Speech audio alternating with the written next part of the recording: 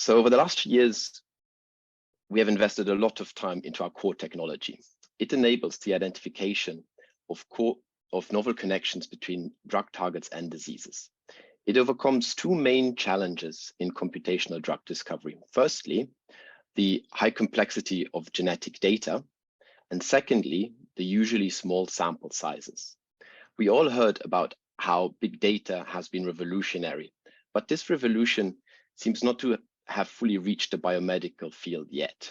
The reason is that genomic data is not truly big data. With big data, we have many observations of simple data. For example, take Twitter, many tweets, just a few words. There, one can learn something simple using lots of examples. The problem we are facing is that we need to learn something very complex from usually a small number of patients. In other words, we are dealing with a wide data problem. This leads to the multiple comparison problem, where conventional approaches struggle with large numbers of false positives when looking for drug targets. Our technology tackles these challenges in two ways. First, it reduces the complexity of the problem. We use knowledge graphs not to generate hypotheses, but rather to limit the search space. And our wide data algorithms then intelligently find the most relevant subsets of the genome and highlight the most promising genetic variants and how they interact with each other.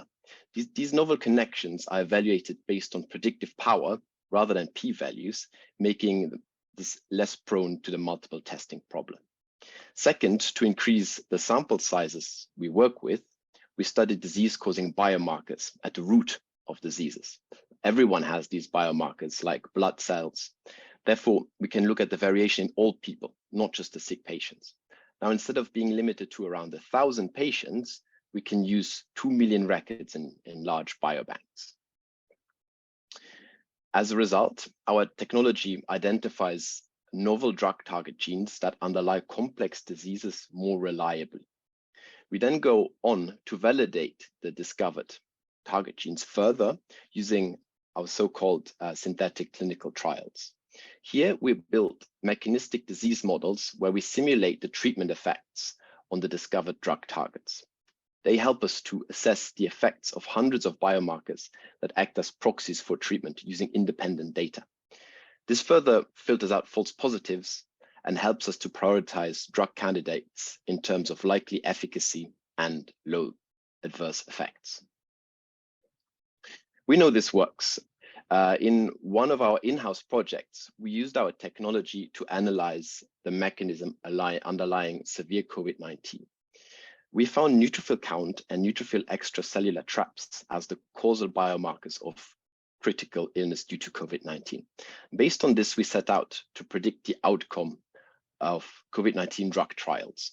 So, in the table on the right, you can see a number of drugs and their respective targets, and for each, how our predictions match the actual outcomes of the trials. So for a couple of the treatments, we are still waiting for the outcomes, the final outcomes. And some of them have already been validated in the meantime in vitro experiments. But as you can see, we get very good accuracies.